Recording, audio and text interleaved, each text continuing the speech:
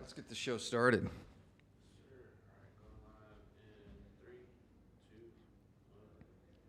Welcome to the show, Jason Bible, Texas Real Estate Radio Network, coming to you live from the frozen tundra at the Texas Real Estate Investment Center. It is, I think it's under 40 degrees, Rock? Is it under? I think it's under 40 right now.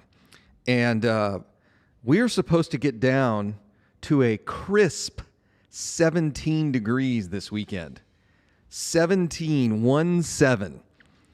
So I talked in an earlier show, it was yesterday or the day before, about when I was training in Germany. And the coldest I would get out there on the bike was 26 degrees and drizzly like this. So if you are out and about in Houston right now, imagine this, minus 20 degrees or 15 degrees, and that was training weather in certain parts of Europe. It is awful. Now, I'd love to tell you, oh, it's so much fun, it's great. No, it's terrible. Your eyes are watering, there's snot running all over your face. It is absolutely awful. So I've thought about this.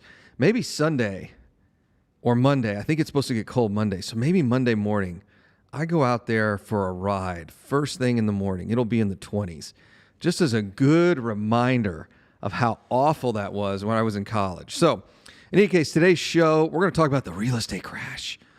Oh, I've just been getting all these emails and phone calls and text messages and messages on Facebook. Night before last, my gosh, you were relentless. I was getting text messages and Facebook messages just blowing me up about the day's show. It was crazy. It was. So yesterday, I'll tell you, it happened again yesterday. Between like 9:45 and like 10:30, I must have gotten almost 200 text messages. They were coming in so fast, it was crazy. I was over at one of our projects, actually my personal house, walking around looking at it. There's some changes we got to make. Then we brought the architect and engineering team in later the afternoon because there's some things that we found on the house, stuff that we can fix, no big deal. We got to add some beams and put some more, structurally sound 2x4s in and all that stuff. I mean, nothing like big deal, right? But in any case, just the sheer number of messages I've gotten this week has been mind-boggling. So sometimes my evening hours are, replying back to y'all's text messages and everything else. I mean, it's just kind of crazy. So here we are back on the show. We're going to talk a little bit about the real estate crash and what's really going on in the real estate market. And there are no numbers. There are none. Zero numbers that I can find anywhere, including news, that says there's a real estate crash coming. There's nothing out there. We're going to talk about mortgage forbearance here in a minute, but there is no data out there that says the world is in a world of hurt. In fact, the exact opposite seems to be true. That if you aren't buying now, you ain't going to buy. It's just that simple. If you're not actively purchasing real estate today, you are missing out on the fastest appreciating asset that you can apply leverage to, that you can borrow money for. This is like Tesla 2 years ago. Like you're just going to completely miss the train. There are a confluence of events, I mean, a bunch of stuff happened at the same time, that is causing a rapid rise in prices. And that's not going to stop anytime soon. I mean, I'll give you one of them. The coronavirus, as it relates to lumber prices, has been a huge game changer. If you're not following the lumber, it's totally okay if you're not following long timber futures. Like not everybody's cup of tea before they go to bed at night to read up on long and short timber futures. But 80% of the residential construction materials as it relates to framing in the United States comes from Canada. And the Canadian mills have effectively been shut down for about a year now. Starting back in April of last year, we saw lumber prices skyrocket, like 15, 18, 20, 25% overnight because the mills are shut down. You know, I'll give you an anecdotal story. My brother lives in Austin, and he said, Jason, it's crazy with the new construction here. I drive through neighborhoods, and it's just a bunch of slabs being poured. He said it's like they're just pouring the slabs just to pour the slabs. I said, well, they can't get the lumber, and you got the labor, although they're not framers, but you've got some labor. Let's just go ahead and pour concrete. If we can pour concrete, and when the wood shows up, we'll frame the house up. So why is that a big deal? Well, if you want to live in a house, it's putting massive pricing pressure on existing inventory, meaning used homes. I love how we call cars used cars, but nobody calls them used homes. It's my favorite. Pre-owned, certified pre-owned homes. Existing inventory. That's the term that you'll hear in real estate. So what does that mean? If we can't build new houses, it puts a lot of pricing pressure on existing inventory, meaning used homes. That's where a lot of that pricing pressure is going.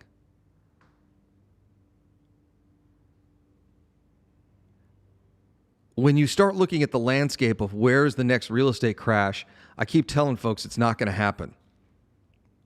Look at the people how many of y'all out there have applied for a home mortgage in the last couple of years?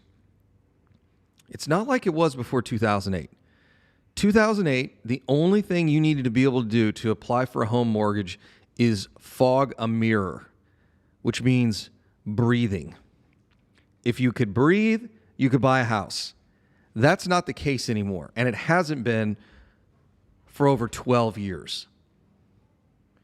You have to give them a blood sample, a full physical,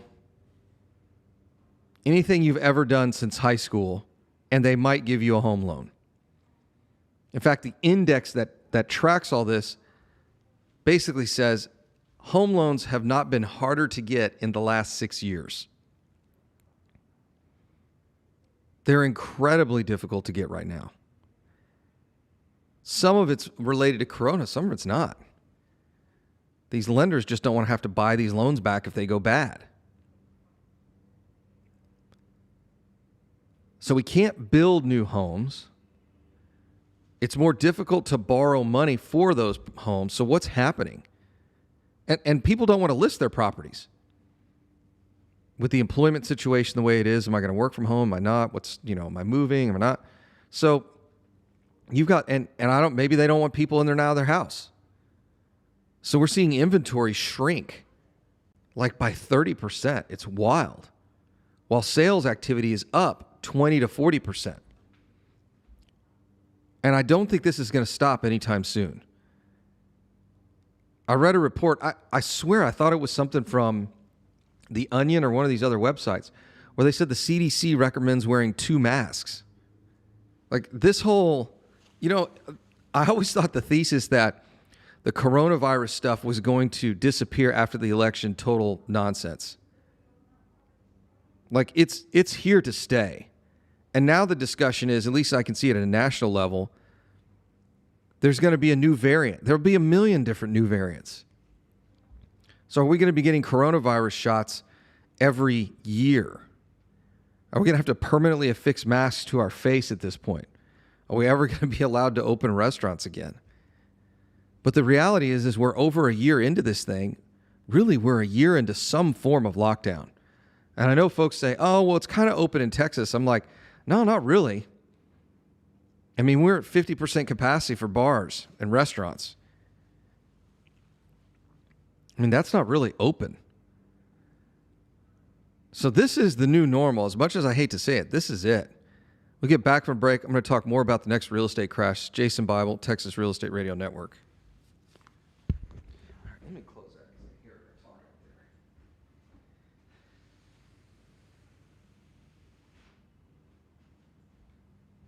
All right, it's either because I'm talking or it is warming up in here. I can't tell. One or the other. I think it's because you're talking. It's starting to warm up. Yeah, it's a little cold.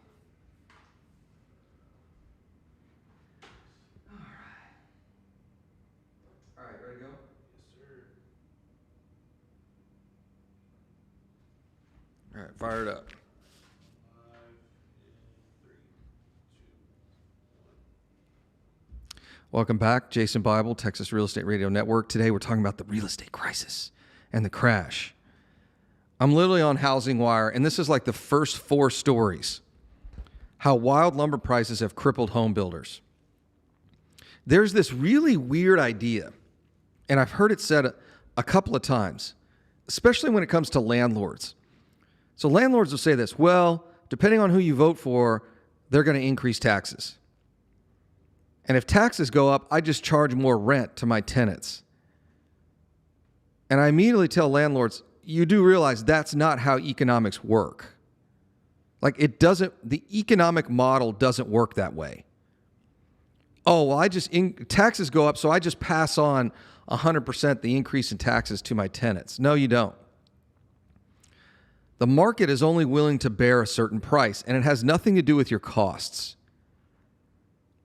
So home builders can increase their prices as much as they want, but at some point, they can't charge more for that house. The market will not bear that price, regardless of what their costs are. So what do home builders do? They just don't build. If they can't build profitably, they just don't build. That's why there's no more affordable housing being built in the United States. It's not profitable to build a first-time home buyer affordable house. There's no money in it. So what does a home builder do instead? They build $400,000, $500,000, $600,000 houses.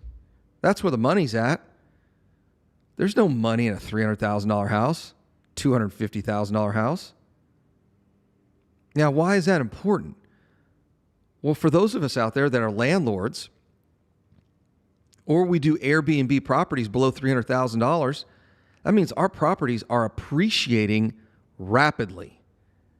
Because what we have, builders can't make any more of.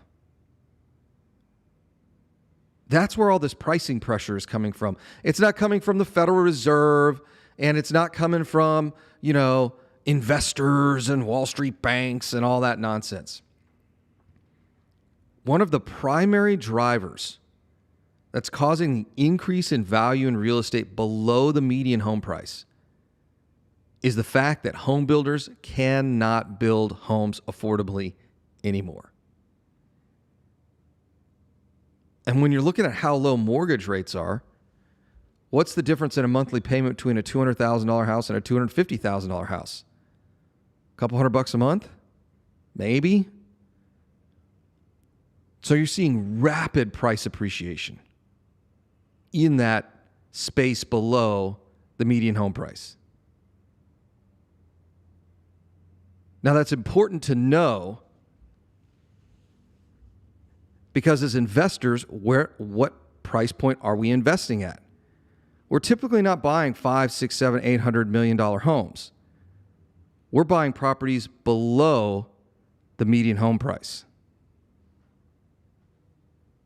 250, 350, maybe, but mostly below that median home price. And if you can't build those properties anymore, if you can't build and replace that inventory, what happens? The prices go up.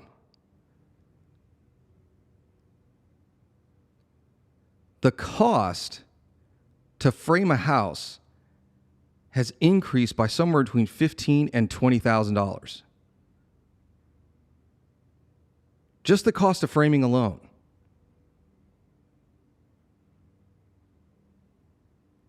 So what does that do? I mean, we can't have 10% of the sales price of a house being just framing.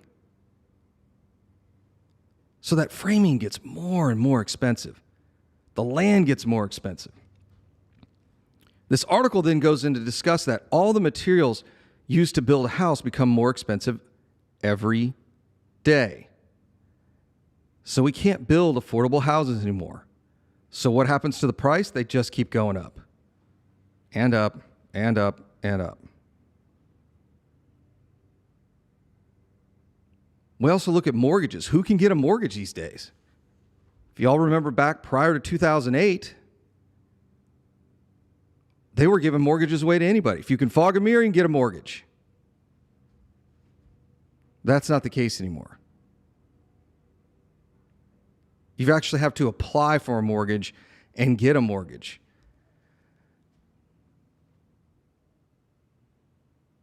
Like they're going to do, they're going to look at source of funds. They're going to look at how long are you in that job, how stable is that job. They're going to look at your credit score, your debt to income.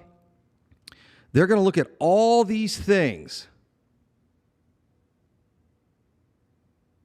before they give you a dime. Back in 2008, fog a mirror, get a house. In fact, pick one of these houses. We're building houses so fast here, you can pick any one that you want. You want 2, we'll give you 2. You want 3, great. Go back and watch the movie The Big Short. If you're in real estate and you haven't seen that, I highly recommend you watch that movie. It's that simple. They were giving houses away. We're not doing that anymore. We can't. Builders can't build. In fact, if you go to the commercial real estate side, commercial development has been eviscerated by the credit markets. There's not a whole lot of money out there for development, at least bank money.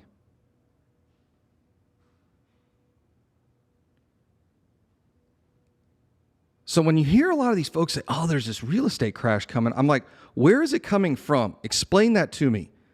We don't have an overabundance of affordable housing. We don't have free money. Don't get me wrong. The money is cheap, but it's hard to get. It's not easy to get a home loan. If we can't replace the properties we have now, in other words, we can't add more supply into the marketplace and the demand is through the roof, then we've got to see some change in demand. In other words, less people want to buy houses. So I get into this debate with a lot of folks, like, why are you guys only investing in Texas?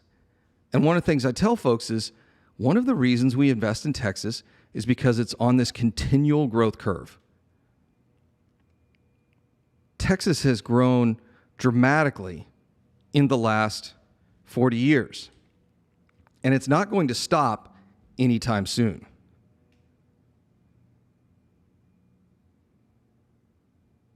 So what causes an increase in population? And it's simple, it's jobs.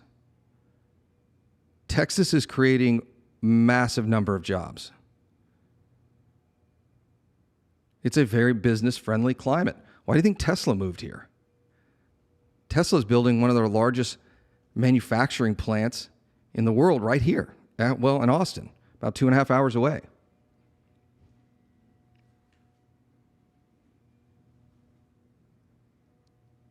So you've got to ask yourself, okay, if there's a real estate crash coming, where's it going to come from? Are builders all of a sudden going to start building a whole lot of houses and the country will be, quote, overhoused? That may be a term y'all haven't heard in 10 years, but it was a term they used back in 2008, actually 9 and 10, to talk about what happened in the real estate market. And that is, they were overhoused, meaning there were more houses than people to buy them. That's one of the reasons the crash started. We were also given loans to folks who probably couldn't afford the loans to begin with. We're not doing that anymore. So we don't have an overabundance of supply houses, and we don't have a lack of demand. And I'm going to talk about forbearances here in the next segment. It's Jason Bible, Texas Real Estate Radio Network.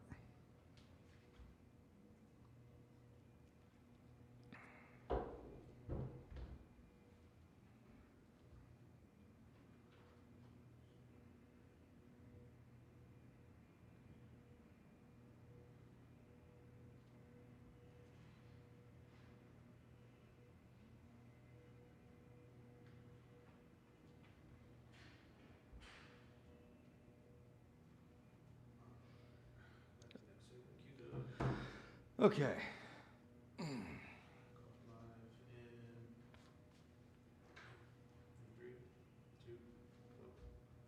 Welcome back, Jason Bible, Texas Real Estate Radio Network. We're talking about the next big crash. Everybody's so scared.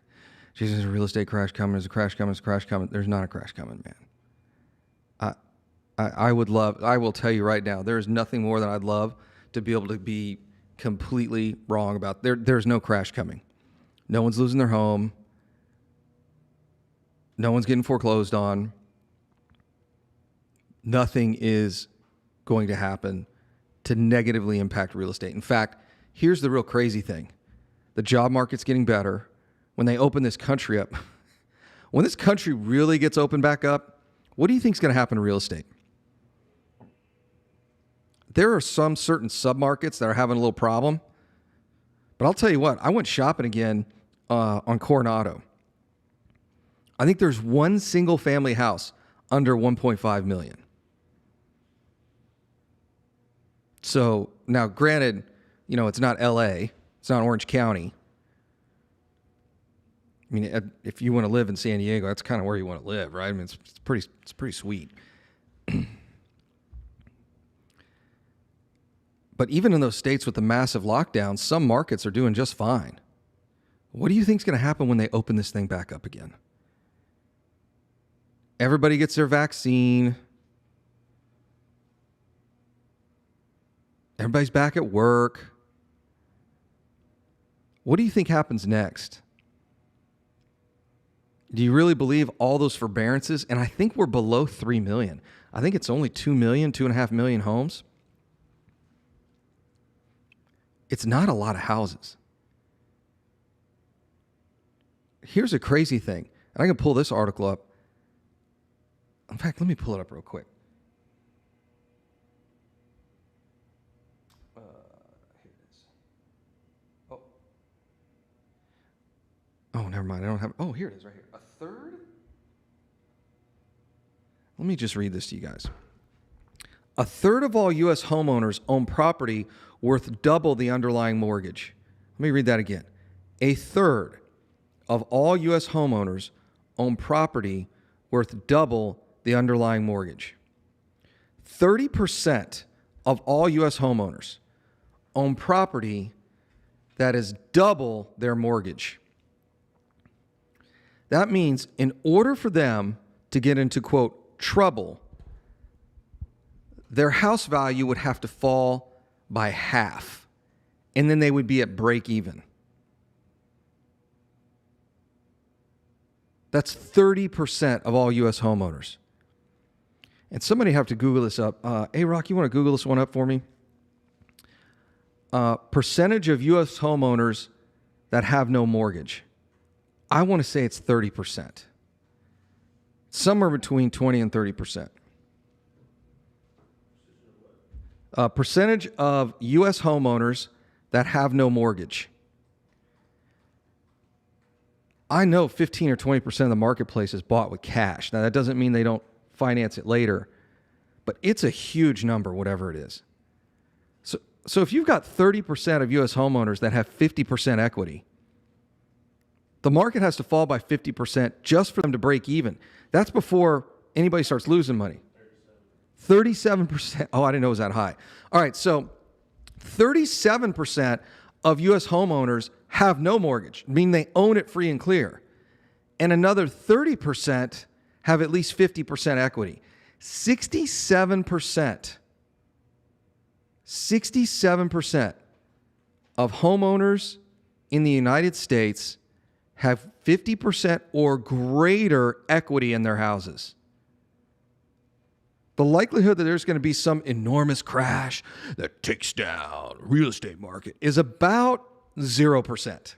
Is it probable? Sure. Is it possible? No. 67% of the entire housing market. I shouldn't even call it housing market because that's not what it is. It's U.S. homeowners. The United States housing market is only about 3% of all U.S. homes. It's 3 to 4%. So 67% of U.S. homeowners have 50% equity or greater in their home. This is very different than 2008.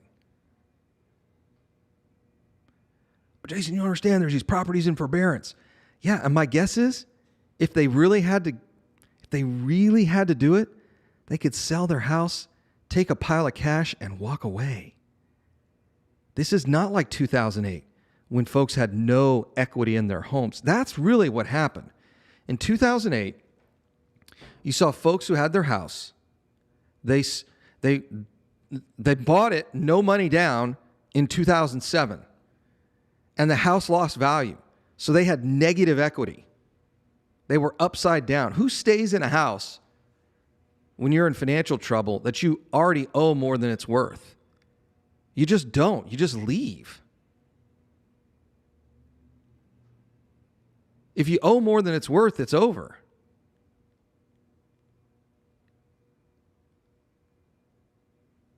If you owe more than it's worth, you just walk away. It's that simple. That's not the case now. Now it's a completely different ballgame. 67% of homeowners have got 50% or greater equity. Now, what does this mean? For those of you who are wholesalers out there, it creates a bit of a quandary. You're trying to buy these houses with a lot of equity. Well, there's a lot of properties that have a lot of equity. However, the economy is not really in that bad a shape, so there's not a lot of homeowners who are ready to move just yet. Where are they going to move to? If that's one thing I've seen over the last year is wholesalers and flippers are getting eviscerated in this market. There's just not enough inventory. Yeah, when they buy something and rehab it, it's typically not on the market a long time, as long as it's priced right, commensurate with the rehab. So the reality is if you're running around waiting for a crash, it's not going to happen. The houses that are in forbearance that end up in foreclosure will just go onto the market and they'll sell. So they're not going to be on the market for, oh, Jason, there's this pent-up demand of all these foreclosures and, they're going to lose all this money. And that is so, it completely blows away any of the numbers because there's no data out there that says that's the case. In fact, the data is saying the exact opposite. I mean, we've effectively shut down entire sectors for a year for this coronavirus stuff. It's amazing to me how durable the American economy has been in the middle of all this stuff. Because it could be much, much worse. And it's really not. Now, if you're in the restaurant industry, you're in the bar industry, I get it, you're getting killed. If you're in the entertainment industry, I was actually listening to a podcast this morning. One of the guys on the podcast, he does high ticket sales for entertainment. And he's like, man, I usually do pretty well, deep into the twos, $200,000, $300,000 a year in income. And he's like, we've just been killed this year, which makes sense. No one's putting on concerts. We went to a concert 2 or 3 months ago, which is the first one we had gone to in forever. Then we went and saw Bill Burr about a month or two ago, and we're going to a concert, another one in Colorado in August. It's like all of it's been shut down. But this whole idea that the world's going to end and real estate's going to be on sale is complete nonsense. It's Jason Bible, Texas Real Estate Radio Network.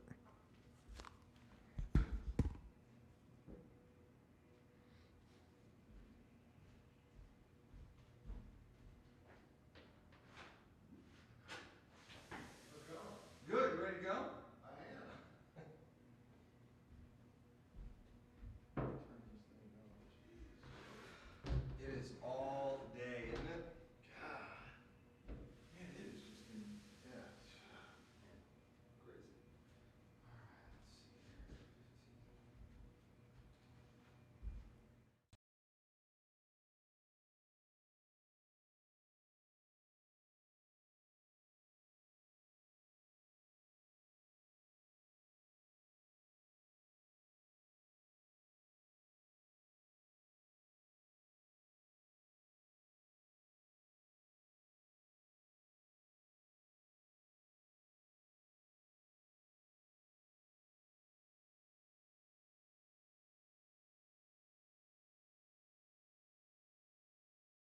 Air and all that, I don't see this slowing down at all. It's crazy. Not one bit. It's so No, not at all. Listen to this. I read this morning. This may not have hit your desk yet, but I'm looking at Fannie's Desktop Underwriter, and they're talking about a big rollout, version 11, March 13th, and they're saying that DU will continue to view loan case files as having lower associated risk when the borrower's debt-to-income ratio is low, and will also evaluate the composition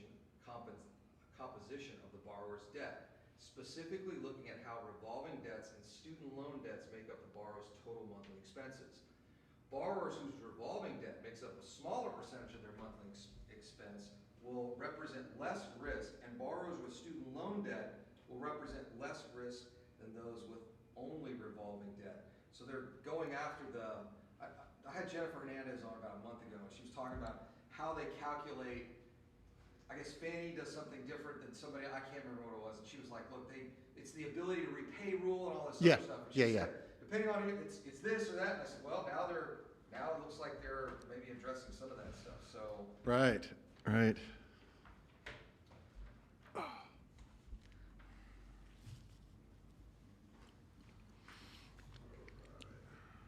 all right, you ready to go? Sir. All right, going live in 3, 2, 1. Welcome to the show, Jason Bible, Texas Real Estate Radio Network. I'm here with Sean Riley of Capital Concepts. How's it going? Pretty slow over there at the office? Not a whole lot going on? Yeah. You guys just waiting for the phone to ring? Right. It is nonstop. I Yeah. mean, like we were just talking here before, I do not see this slowing down. I mean, I've got guys that are just putting their foot to the floor and just keep going, trying to load up on some cash. Yeah. It's just, it's crazy. It's bananas, isn't it? Yeah. I mean, I'm not complaining. Yeah. I like it, but man, it's just, sometimes I'm like, God, I just need a break so I could just come up for air. Well, the only place you can vacation right now is Mexico. Right. That's like it's kind of the joke now around with like my friends and stuff. It's like, all right, so we're going to Mexico this weekend because you can't go to Vegas, you can't go to California, you can't go to Europe. You can't. So, and then I check Facebook and I'm like, who's in Cabo this weekend? Right, It's exactly. just bang. It's like you everybody. see everybody. Yeah. It's fun, especially those last 2 weeks, because the first of the year is kind of slow. The first 2 weeks you get to President's Day, Right. or you get to MLK, and but it was funny. We'd open up Facebook and go like, oh, so and so's in Vegas, so and so, and they kind of, and then I'd see on Facebook like, hey, look who I ran into. So it's that's all we can really do is go to Mexico and work. That's it. Yeah, because it certainly will not slow down. No. Can't go to a football game. Although I didn't know we could have gone to the Super Bowl since it looks like they let everybody into the Super Bowl last week. Yeah. Turned into a super spreader event. Right. And then I just actually watched a clip of Brady. Did you see when he was getting off of his boat? Mm-mm. Oh, he was hammered. Oh, yeah? Oh, they were like, someone had to walk him. No kidding. Yeah. And then, of course, he tossed the Lombardi trophy across the water to Gronk. No kidding. Yeah.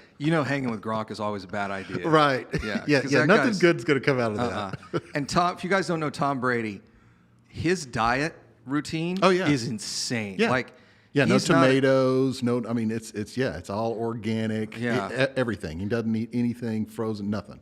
Yeah, he's probably a 2-beer Tom, and it's like right. You're gonna see something new here. Yeah. So if he was leaning into any kind of whiskey, it was lights out. It was like because the dude's crazy about his diet, and Gronk probably lives on a steady diet of whiskey and pizza, right? Right. Yeah, so he's kind of famous party machine. But anyway, so I can only imagine old Tom Brady, right, having a post celebration. Yeah, it was something to see. Yeah, I mean, he was literally walking him out or off the boat little ramp area. That's funny. Into the and of course they reporters are all there trying to talk to him, and he's like, hey, kind of everybody. just smiling, has his glasses on, and just like they're walking him like, yeah, we need to get out of here. Yeah, we need to get out of here. Put him in the van. Let's go. Right. Where's Giselle at? She'll take care of him. Yeah. That's what you do. You drop your buddy off at the house, right, and say, hey, I left your husband here. He's gonna need a little help. Yeah. So, anyway, so not slowing down. What are you guys seeing? Mostly flips or rental properties, or what are the guys in your office doing? Both. I mean, it's still. Just this week I looked at. at least a half a dozen flips. No kidding. Yeah. So some people are finding them, but not everybody. Some people are finding them. Yeah. Now I've got one guy that is just, man. I mean, I'm telling you, he's just.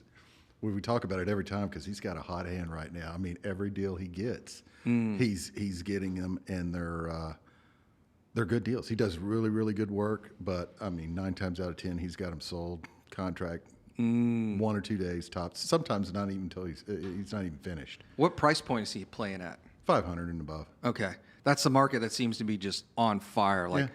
500 all the way up to almost $1 million. Something like 700,000 to 800,000. Those things are moving. Yeah, he's just he's killing it. He's killing it. But yeah, I mean, still the flips, rentals. I mean, you know, probably the one thing that with new people right now, I tell them.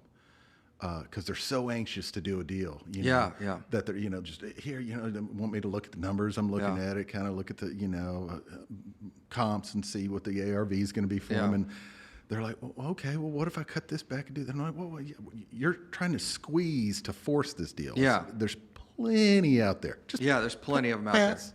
Yeah. Just go to the next. I did a whole show on fear and its scarcity. That's when you really break down all fear. You're scared there's not another deal out there. I'm like, trust me, dude, there's another one. And that's what I tell them. There's millions of houses in this market. There's plenty out there. Yep. Now, if you're in Southern California, it's a little bit different, right? But I mean, here, there's more deals. You know, we could literally go into this neighborhood right over here and probably buy 2 today. Yeah. Right. I mean, there's plenty of stuff out there. And that's what I tell them. Yeah, let's pass on this, because I hate to see you dump all your money into this deal and turn around and then call me later and go, I spent 30 grand on a hard money loan on this deal out of pocket. Why did I do this again? Yeah, it's hard for you to lend them money if they keep losing money, right? Like that doesn't work for you, your business model. Right. I need to keep your funds there as much as I possibly can so you keep coming back. Yeah. So you guys are seeing flips, any new construction? I mean, I know you guys do some new construction stuff, but is there a whole lot of that, or is it mainly? I've been getting a lot of inquiries about it here recently. You know, people getting lots and asking to start building on them. So yeah, I mean, we're still in the workout to get that in place. That's not like the new investor. I was on a webinar. Now I want to do new construction. It's like, no, this is not for you. Yeah, no. Unless they could show me they've done it before and got a chunk of change in the bank, I'm not even going to entertain it. So if they do want to chat with you, what's the best way for them to get in contact with you? Yeah, so internet, certainly go to the website, 4smartmoney.com, number 4smartmoney.com, or call us, 713-651-9500. Okay. What are you guys seeing on the appraisal side? Because y'all are big enough to where I can see you're doing, let's say you lent some money, or maybe Blake bought something in one neighborhood, and then 2 or 3 months later, you get one of your clients that brings you a deal, and you get another appraisal, let's say 4 or 5 streets down. How fast is the market appreciating for the stuff that you guys have coming across your desk? Some of these zip codes, it's insane. So we did, so I was actually talking to my appraiser that does a lot of our hard monies for us, because I could pick that. And so he did the hard money appraisal for us. And the construction on this took a little longer than it should have, way longer. But it was, so he appraised it in, was it January, February of 2020. Okay, so about a year ago. Yeah, just got finished. Yeah. You know, it was $70,000 rehab, but shouldn't have taken that long. No. That's okay. My personal house has been sitting since September, and we're finally getting through framing, half of the framing this week. So we've just got other projects going on, so I get it, right? So, but you know, so he appraised it to 29, got it back. It was 275. Dang. So 50 grand in equity. That's 20%. 20% in a year. Yep. 20%. I keep telling everybody, like, these are appreciating faster than a hard money loan's interest. Yeah. It's crazy. Yeah. So he was actually in a hard money loan, but because it was dragging out, he took his funds and just paid it off. But then I turned around and I showed him the appraisal. I'm like, well, yeah, Merry Christmas. Here's another 20 grand and that you stick in your pocket. And he's nuts. Like, great. Okay. That's fantastic. So, so from about 220 to 270,000, yeah, it's 20%. Yeah. That's insane. Yeah.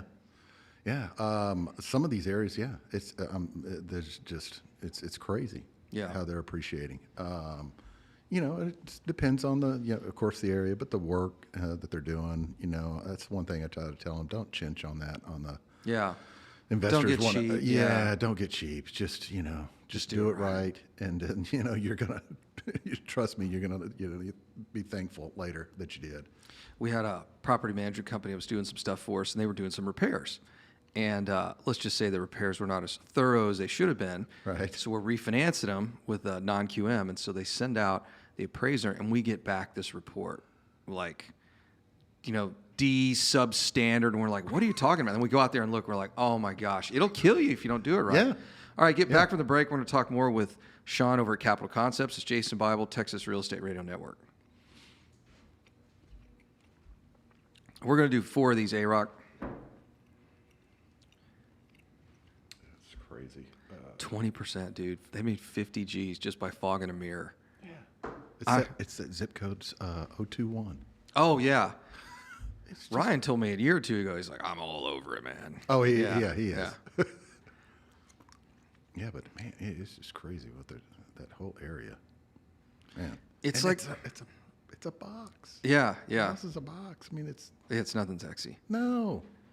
I keep going. So before I bought this house in Spring Branch, like I went all over Independence Heights, like because that's another gentrification area. Yep. All that. I drove around. I'm like, not for this guy. Right. Let's just still a little too soon, right? Too soon. And then 021, sometimes I get that same feeling. I'm like, somebody's buying here. Yeah. It ain't this guy, right? Right. Y'all still out there, still killing it in you're like Corpus? Yeah, we're buying all kinds of stuff in Corpus. Here's what happens is, so I'm supposed to be on a 90-day timeout. So my job, technically my job is chief investment officer of all of our funds and syndications on stuff. So Rob was like, hey, we need to, we're writing at least one book this year. So it's like, let's focus on getting the book done. Okay. And then you're just not going to buy anything but for the folks in our mastermind. I said, okay, fine. And then inevitably we'll get like a text message or I'll get like an email. And I'm like, hey man, he'll be sitting in his office. I don't do this before lunch. I always do it after lunch because he's in a much better mood. He's doing this intermittent fasting thing. So I'll go, hey, look at this over here. And he just looks at it and goes,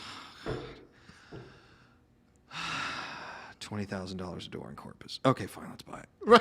He's like, it would be crazy not to take it. I know. I'm sure there won't be another one of these for another 3 days as I get another one, right? So, all right, you ready to go? All right. Welcome back, Texas Real Estate Radio Network. I'm here with Sean Riley at Capital Concepts. So anyways, that's how it works. It's like we're in some market. Like if they know you're kind of like the guy in that market, you get sent stuff, right? Yeah. You're the buyer. Yeah. So what's happening to us down in Corpus is we're trying to buy a whole block. Not like a whole block, but a whole section. Got it. And now we have owners that are contacting us and saying, hey, look, I own this land right here, but I also own these 3-4 units over here. Can I sell you these 3-4 units? And as you turn this neighborhood around, we're going to build new right there in like a year or two. And we're like, yeah, that's fine.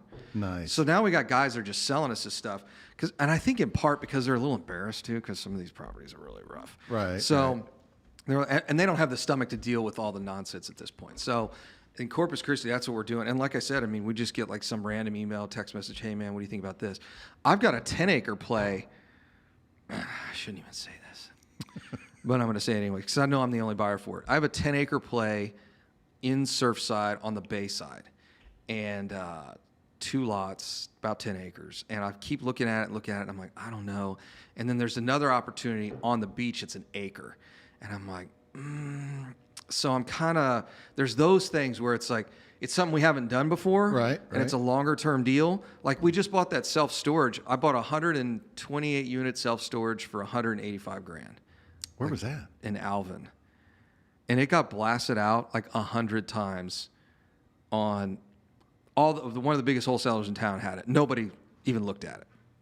So we went down there and said, I mean, $185,000, it's like $2,500 a door. I'm like, even we can't screw this up. And we don't know self-storage, right? So as I'm walking, here's a crazy thing, Sean. I'm walking the property, and it's a pretty nice property, but it's Class C, right? Right. So I look up at the sign, which you can hardly read. And it's got a phone number, but it doesn't have an area code. That's how old when did we get? Yeah. I think we're on 4 area codes for Houston now. It's got to be 20 years old, right? Oh, easily. Yeah, so the sign is so faded, it doesn't have an area code on it. And the guys that 20% occupancy. And so I'm like, what do you mean? All we have to do is put a sign in the yard with a phone number on it? Right. So we bought this thing for like 185 grand. I think Rob wants to put, I don't know, 100, 200,000 bucks in it, whatever it is. But it's like stuff like that we get, and you just get it so cheap, you go, all right, I guess we're in self-storage now. Yeah, yeah. God, I wish I would have saw that deal. I guarantee you, everybody saw I probably did. I get but so you get many so of much, them you're too. busy with so Oh, much I of the other know. stuff, right? Yeah. So, but unless you know that market, like people look at it, they look at Alvin, they go, Alvin, whatever. Yeah. But if you know Alvin, I like Alvin. I love Alvin. I love Alvin. Alvin Yeah. is like a little secret. Heck yeah. It's a great, I'm sure you guys have lent on some deals. Blake probably owns stuff Plenty. down there. It is a cool little sub-market. It's really nice down there. Yeah. And the values, look at the values the last 2 years. They've blown through the roof. Yep. I mean, it's almost gone from rental to flip market like that. Yeah. It's crazy how fast it's appreciated. Yeah. So I think that's a problem is when you like start talking to some of these guys, like, I can't find any deals. I'm like, where are you trying to find deals at? Oh, I need to buy a rental property in Katy. And I'm like, dude, that was 3 years ago. Right. Good luck. Like my Bear Creek starts at 250 now. Yeah. Which is crazy to Yeah. say if you think about it, right? Yeah. Yeah, because we did all the flood houses in That's right. Yeah, we bought everything over there, right? When was the last time you financed a rental property in Bear Creek? Unless it was a refi, right? I mean, there's just I can't even remember when. There's Yeah, no- I mean, years. Bear Creek, Four Corners, Yep. like all that section over there. Like, Jason, I really want to. I mean, even A-Leaf. Yeah. When was the last time you did a rental property in A-Leaf? Yeah. Okay. Maybe one every now and then. That's not a Right. refi from like 4 years ago, right? Like, right. oh, I'm looking for something on the west side of town. I'm like, yeah, you and everybody in Houston is Right. looking for something on the west side of town. Like, Right. good luck, dude. Yeah. Baytown now, it seems to be starting to yep. get priced out. I'm seeing a lot of, Baytown, Alvin, of course, Texas City. Yeah. TC. Yeah. Just, the outer skirts, Yeah. Humble. Are you guys playing much in Richmond, Rosenberg yet? I love those two markets. You live down there, right? Yep. Yeah. Yep. So I love both those markets. So Richmond, yes. Rosenberg, a little. I am starting to see a little bit more though in Rosenberg. Richmond is just constant. I'm just still seeing love that stuff. little market. Yeah. I bought 5 in there for $300, Oh wow. Yeah. and that's after we paid ourselves a $50,000 assignment fee. And we've got another, like, I don't know, we probably have 150 grand rehab we got to do, but we just straight stole those things. It was Heck great. Yeah. Yeah. Awesome area. Great area. Yeah. You could still get stuff pretty cheap down. Pretty cheap, yeah, you can. Compared to Houston prices, pretty Right. cheap. But that's where everything's growing is down that 59 corridor. Yep. I mean, like I said, you see it. You live down there. The construction's crazy. Yeah. Yeah. Rentals there are awesome. Yeah. When you pick them up, they're good deals.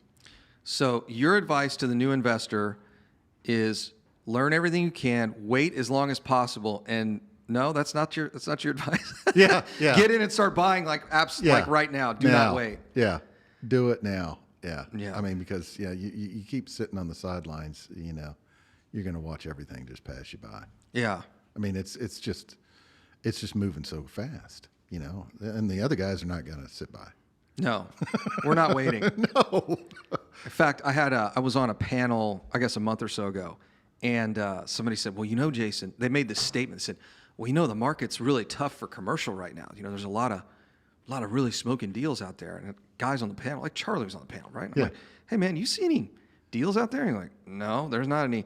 And then the guy sitting next to her was like largest industrial broker in the state. I said, do you see any like great deals on office space or any of that? Like, no. Yeah. So even the buildings that are in trouble, like they're turning around and just selling them. It's like there's... Yeah. You don't see the big, fire sale that you would think that was going to happen, or at least that everybody was telling us was going to happen. Yeah. I did read that article. I think you had just the other day on Black Knight about the forbearances. Oh, yeah. Yeah. I saw another one that's like that. Actually, I'll send you this other one that my appraiser buddy sent me because he actually used to be in asset acquisitions too and dealt a lot with that. That was interesting to look at about how they keep saying that they're kind of kicking that can down the road a little bit as far as they can, but at some point it's got to pop. And even though the ratio of foreclosures year to year is actually dropped a little bit, but the amount of the forbearances and then the 60, 90-day lates that are accumulating are just getting larger and larger. Yeah. And that's just going to be, it's like I said, you can only kick that can down the road Sure. so long.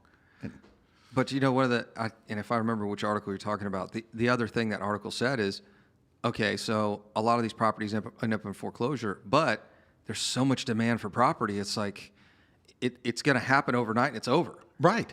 Yeah, you're going to blink and it's going to be gone. It's gone. It's not going to be like stretched out over years that you're going to. Yeah. Oh God, I got all these properties coming. No. No, it's not going to be you at the foreclosure auction like '07 with like 6 guys. Right. And you're all like, well, which one should we buy? I don't know, Bob. Why don't you buy this one? And I'll get the next one. Like that. That's not going to happen, right? No, I don't think so at all.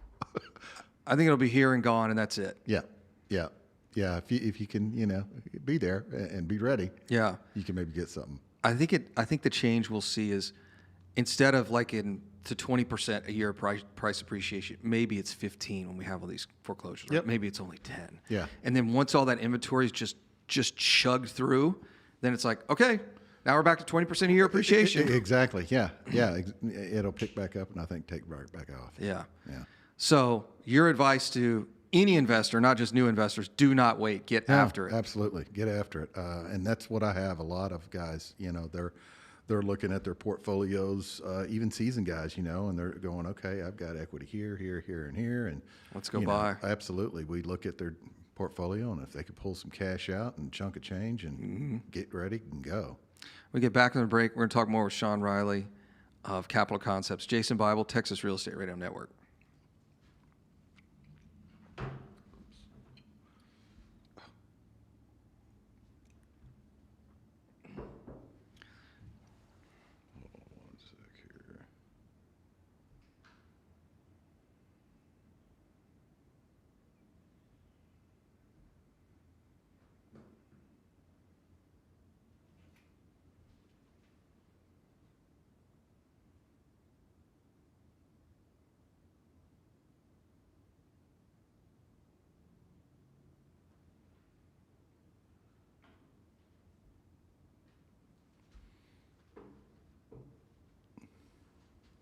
Ready to go, Aaron? All right, going live in 3, 2, 1.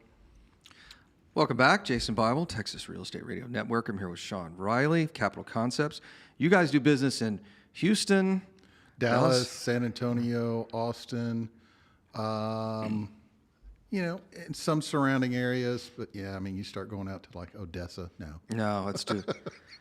El Paso is like East New Mexico. It's like Right. it's way too far out there. Yeah. Beaumont. I just, we've tried it. I can't find a reliable appraiser. Yeah. So why don't you explain to the folks at home about the appraiser situation? Like these guys do not have time to drive 6 hours to go look at your property. No, and in fact, I just so they're so slammed from refis to just everything. The market they're just slammed right now, and so I had one in Livingston purchase, and it was new, it was a new construction, but the guy was buying it as an investment property. It was, just a little box house, but the I couldn't get an appraiser out there. The one told me he literally typed back and said, and of course it's a conventional loan, so I can't pick. I had to go through an appraisal management company. Anyhow, he comes back and replies, "Yeah, I can do it in 35 business days." I'm like, 6 weeks? Yeah. And then that other guy chimed in and said, "Yeah, I could do it on a rush for you in 3.5 for $1,000." Yeah. And I was going, wait, for an appraisal? What's happening here? Man, I just paid $1,300 for a survey with an elevation cert in Surfside because we had to close in like a week. I'm like, all right, this is getting out of control here, guys. Yeah, and they're and I don't blame them. Their appraiser's going, okay, I'm going to drive hour and a half there, hour and a half back. I've got 6 requests right here in my backyard. I can knock those out. Like literally in the neighborhood, I can walk around and do them. Right. Right. Yeah. Why am I going to go waste 3 hours of my day? And I can't blame them. But yeah, that's the problem right now is man, appraisals, just getting them back in a timely manner, surveys, Yeah, surveys another one. As another one. It's just, man, stretching these times out. And then what happens is, I'm trying to get ahead of stuff, especially if they're converting from a hard money to whatever type of financing. Mm-hmm. And you get the stuff over to the lender, and I get it in there, and they're doing the rehab because I want to get the underwriting done for the permanent done. And, then the appraisal drags. And then I get ready, and then I'm like, oh, I got to go back and ask this guy for all new stuff because it's all expired. Yeah, 'cause it's all expired. Give me some more pay stubs. Yeah. Give me some more bank stuff. And it's just like, oh, my gosh. So the way you guys work is really when you close that first loan, you guys are collecting everything for the refinance, right? Absolutely. For the long-term financing. Yeah. So as soon as like day one, they close on that hard money loan, even though the rehab hasn't started yet and they haven't put a tenant in anything, you guys are already like, all right, let's go ahead and get everything together. So when your rehab's done, your tenant's in, we just send all that to underwriting and then we're done. We're ready for the second closing. Absolutely. Yeah. I want to try to, time is money. Yeah. I don't want them to be in a hard money loan anymore, any longer than they, need to be. So, I'm trying to get that, shortened as quickly as possible. So yeah, I started immediately. Even if it's a big rehab, I still will at least get the main underwriting part done so that, we're just waiting for, hey, Sean, the house is done. Go send an appraiser out and close it. Yeah. Gotcha. Yeah, that makes the most sense because otherwise it's like, let's get them out of this one, get them into the next one, right? Let's go do the next deal. Let's keep them rolling. Yeah. And that's just it. That's just if they can get in and out and get to another one, that's the name of the game. We had one of the guys in our mastermind group. This is what I keep telling people. Like everyone wants to find the proverbial no money out of pocket deal, sure. $5,000, $10,000 out of pocket deal, right? And what I keep telling folks in our mastermind group, I'm like, look, you could spend all day looking for that, but here's the problem: every house you don't buy, you lose $1,500 a month. In appreciation cash flow. Right. So just buy it. Yeah. So they'll go and buy it. Like we just had this happen with one of our guys. Bought a duplex. We got one appraisal number, which was fine for the hard money loan, right? Then he went in and rehabbed it. Then he went to refi it. And the thing it appreciated so much inside of like 4 months, or maybe the first appraisal was just a little low. I think he was only like $5,000 out of pocket, right? And like cash flowing $800 a month because it's a duplex. So it's like, and they were like, wow, this is a great deal. It's over 100% rate of return. I'm like, yeah, but if you're constantly looking for the math to work out on the first deal, it's not. It's like, it's at bats, man. Yeah. You don't. You got to get up there and swing. You got to get up there and swing, right? And so if you're just sitting there waiting for the grand slam, it's like that's not really how this game works. No, absolutely not. No, I mean, don't be afraid to pull the trigger, but just don't be, dumb about it. Yeah. And I'm going to tell you that. Yeah, that's right. Yeah, because you look at it and go, you're going to do one loan and that's it. Right. Which is not going to be helpful for anybody. And that's and I've. Some of maybe a wholesaler or two doesn't like me, but they'll get over it. Yeah, I'm fine with it. But I'll just tell them. What's amazing is how many wholesalers I offend, and then all of a sudden they come back for round 2 and they're like, "Well, so that property you and I were talking about? Let me guess. No one bought it. No one bought it yet. Or no, we tried to do this and that. I'm like, gotcha. Okay. It's just easier to just take my offer up front. Saves everybody else a lot of time. Yeah. And that's what I try to tell them too. I'm like, look, don't take it personal. It's just, I don't agree with your numbers here, and it's not going to work for my guy here. Yeah. And that's who I'm looking out for, because I want to make sure that he's able to keep buying more. If he blows it all on one, then what did I do? I did nothing for the guy. Yeah, exactly. Yeah. Yeah, you made one little commission off a guy, and then it's like, well, he's over. Yeah. So let's go find the next one, right? Yeah. That's that whole. It's that whole, you earn a customer, but it's much easier to keep them. Yeah. Just keep them. You don't have to keep going and get new ones, right? And that's just the name of it. I've got guys, as long as I've been doing it, I've watched them build portfolios that are crazy now. I've got guys that are, 40, 50, 60 houses that they've got. And I just, hey, Sean, I got another one. Okay, great. I think that's one of the things that you guys do best is you get folks in, they pick up their 10 Fannie Mae properties pretty quick, right? Right. And then you guys roll them to a portfolio loan and they open up those 10 so they can go back and get some more. Yeah, just keep going. Don't, if you've got the availability, they're, of course, then they've got their beak wet and they're ready to go. Yeah. Once they get there, they're they've got it down, and it's just, picking up the phone now and telling me, okay, work the numbers and let's close it. Yeah, let's go do another deal. I think that's another thing. When you chat with a lot of new investors, they get real timid. Oh, Jason, doing this one deal. I'm like, look, man, once you do 2 or 3 of these things, here's the honest truth about real estate. It's actually pretty boring. Right. Let me put it this way. If you're doing it right, it's pretty boring. Right. It's like buy another house, fix it up, put a tenant in there. It's the same colors. It's the same. Like it's not. Exactly. Everyone thinks this is like an episode of HGTV. I get the, Right. hey, can I come to your office and can I shadow you? I'm like, no, the most exciting thing I do during the day is talk trash on Facebook. Otherwise, it's pretty boring, right? Right, I talked to right. another guy about bringing some more money and that sort of thing. But it's like, it's not as awesome as you think. Like what's the drama today on 123 Main Street? Oh my gosh, they took out one wall and they weren't supposed to. It's like, that doesn't really happen. Yeah. It's pretty same, pretty standard, and it's on to the next. Which is, there's that old adage, and I think it came out of The Millionaire Next Door. Boring businesses make a lot of money. Yeah. They make a ton of money. Yeah. Exactly. Because you just get in there and you just churn them. Yeah. Buy a house, rehab it. So if they want to get in contact with you to say, hey, man, I got 4 or 5 of these things. I'm trying to get to 10. Then I want to refi them. What's the best way for them to contact you? Yep. Call us 713-651-9500, or you can always visit the website 4smartmoney.com, the number 4smartmoney.com. Excellent. Speaking of wholesalers, I just had somebody send me a lot in the Heights. There you go. $240,000 for 3,500 square feet. Nope. Yeah. You just look at them. I can just see them coming across here. Yeah. Nope. Click, click, click. Done. What about Oak Forest? Have you been seeing? I've started seeing some more kind of pick up there a little bit. A little bit, yeah. But it's kind of it did fizzle out. Let's get back. I want to talk more about Oak Forest. Is actually an interesting place. We get back from the break. We'll talk more with Sean Riley at Capital Concepts, Jason Bible, Texas Real Estate Radio Network. I was thinking the same thing the other day. I was like, wow, I saw something come across. I'm like, You just don't see much. Yeah, exactly. Yeah, I don't see much out of there anymore. I don't either. And I think I know why. It's kind of landlocked right now. Yeah. Because you got to get on. Some of these guys are going up. Is that Ella right there? And then they get north of 43rd. Right. And it just starts. The values just. It hadn't crossed those.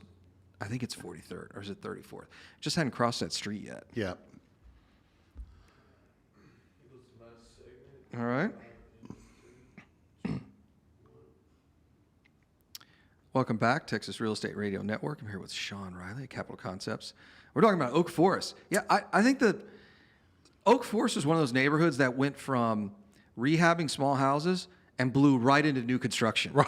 Like it seemed like that's true. It seemed like it wasn't like Westbury, where like they started doing additions and they started just rehab, and it literally went from like 1,000 square foot home to new construction. Right. 5,000 square foot house, right? Yeah. Like it blew through that true. cycle, Yeah. right? Yeah. So I think what happened over there is the land values appreciated so much. It was like, unless you were doing new construction, it didn't make sense. Didn't make sense.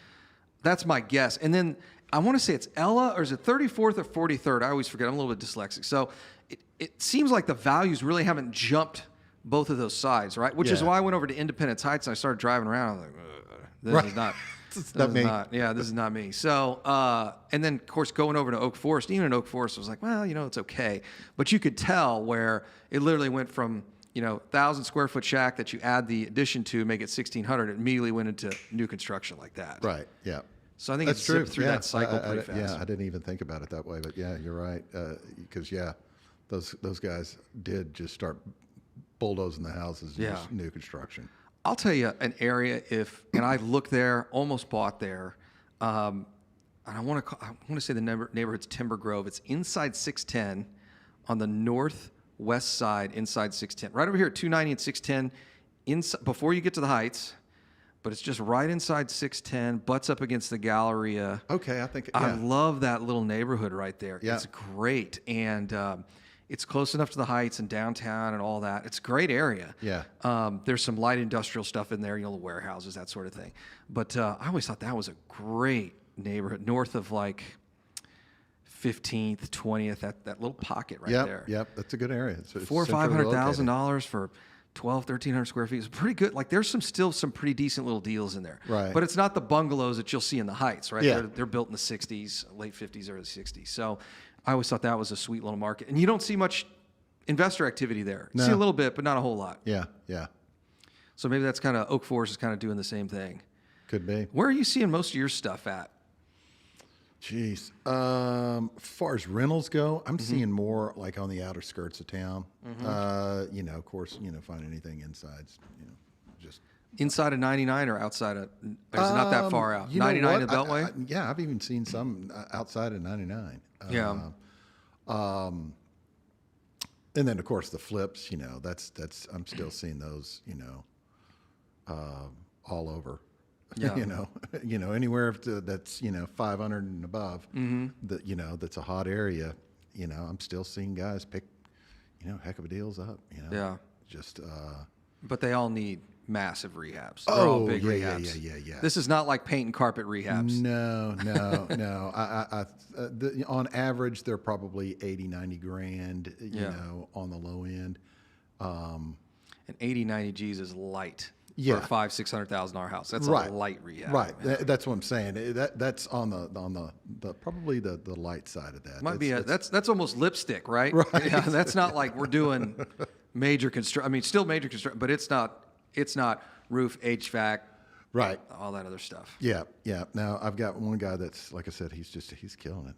Loves that that price point, and just, man, I mean, every time he's hitting it out of the park. Once you get dialed in, we were when Tom and I were still partners, we were all over 077. Yeah. Like that energy, we owned that market, and we had our standard, like this was our standard flip package for 077, and just crushed it in there for like 4 years. I mean, just kept pumping them out as fast as we could get them. Once you get, like you said, once you get into that groove and you got an area and you know it, and then of course you're the buyer. Yeah. So you got people coming to you, and you're like, hey, I've got one here, and close quick type of deal. And yeah, I mean, you could just, these guys are killing it. We had that all the way out to 449? That's south of I-10. It's technically in Katy. And I'll never forget, I was at a real estate event. Somebody said, man, you can't buy any houses in this neighborhood. I'm like, you want to come out with me one time? So this guy came out with me, and we drove. Like, literally, we bought one on one street, one on the other, and one kind of in this other section. He was like, how'd you get three? I was like, I don't know. We asked, like, do you want to sell your house? And we just, yes, and now we're doing rehab on them. Right. That was one of the houses we bought. We didn't know had a second floor on it. It was kind of funny. We closed, and then we were like, hey, did you guys know there's a second story on this thing? It's like a story and a half. You ever seen those where there's story and a half? Yeah. And there's like a little staircase in the back, and if you're just walking through the house real quick, you're like, yeah, I know, this is $25 a square foot rehab. It's this many square feet. So I get this call one day from our project manager. He goes, hey, man, so what do you guys want to do with the fourth bedroom on the second floor? So what are you talking about? There's no second floor. Yeah, what's the second floor? I was freaking out because I thought, oh, my gosh, they started the rehab on the wrong house next house. door. Yeah, on the wrong house, which has happened before. And I was like, oh, no, this is awful. So I drive over there, and sure enough, there's this little spiral staircase in the back, and it's got a little half story, like an extra full bath up there. And he goes, well, I guess our ARV just got better. And I was like, the appraiser didn't even notice. So anyway, it was pretty funny. But yeah, you're right. I mean, they're all going to be pretty major rehabs, right? It's all going to be pretty big stuff. Yeah. That price point, yeah, they're definitely putting some work into it. But as long as you buy them right, buy them. That's all you got to do is buy them right. Right, because they're like that is a hot. I mean, buy them right and do good work. I mean, these guys are just killing it. Yeah, they're killing it. It's no more. I put out this post, and we did a show earlier this week on it, where I said, guys, let me break real estate down for you. It's real simple: buy, wait, sell. It's no more difficult than that. I know you want to be smarter than you think you are, but trust me, it's the buying, and then when you rent it out, you wait. You have to do nothing. Yeah. You have to do nothing. You sit on your hands. Now, where guys screw it up is they start buying and doing all this other nonsense. It's like, all you got to do is wait. Just wait. Values are going up. Trust me. Just wait. Yep. So what other advice would you have for that new investor, or maybe that investor that sat on the sidelines the last year, and now they're like, now what do I do? What are you seeing the guys in your office that are really successful? What are they doing right now? Loading up. Yeah, I mean, get your hands on some cash if you can, by any means. I mean, I even have guys that are, I forgot what that is called, where you take your 401k and divest it to your spouse, and then you don't take the tax cut on it. You got to still pay the tax on it, but there's another penalty you don't have to take on it. Oh, that 10% prepayment penalty or withdrawal penalty? Yeah. Correct. And I forgot what it's called technically, the technical term, but I got a lot of guys doing that now. Just cashing out 401ks, huge chunks, and going, oh, okay, yeah, now it's time to go buy. Yeah. Right. Yeah. So yeah, that's don't wait. I mean, it's still. I mean, money's so cheap right now. It's crazy. I mean, it is. It's. I saw something last week. Somebody sent out an email, and I almost replied BS, and then I was like, wait a minute, they could be right. And they said they had rates as low as the ones. Oh yeah. I'm like, we're getting there. Oh yeah. We're absolutely getting there. Yeah. Absolutely. Crazy. Oh no. And investment properties are. I mean, it's the rates are crazy. Yeah. Even on non-QM stuff. I mean, I just quoted one yesterday. Purchase, non-QM, no tax return deal, and it was the low 5s. I mean, and he could have bought the rate down into the 4s on a 30-year fixed on a non-QM. Like, that's crazy. Yeah. So that's a low doc, no tax return. So bank statement loan? How'd you do it? It's DSCR. Oh, okay. So just DSCR on the property. DSCR, credit score, and a little bit of money in the bank. What kind of credit score do they have to have? 680 and above. Holy cow. Yeah. How do they contact you, Sean? That's everyone's going to be calling you here. 713-651-9500 or the website 4smartmoney.com, the number 4smartmoney.com. That's great. Thanks for being on the show and sharing the insights. Yep. So your advice, don't wait, guys. Don't wait. It's going to pass you by. And you've been through a real estate crash. This does not look like it. No. Not in any stretch. Not any this stretch. This is not it. Trust me. No. All right. Thanks for being on. We'll see you guys later. It's Jason Bible, Texas Real Estate Radio Network. Thank you. Yeah, my theme lately has been like, guys, the world's not ending. Yeah. Like, you are going to regret not getting in there. Exactly. Yeah. Don't wait. Don't wait. Oh, man. All right.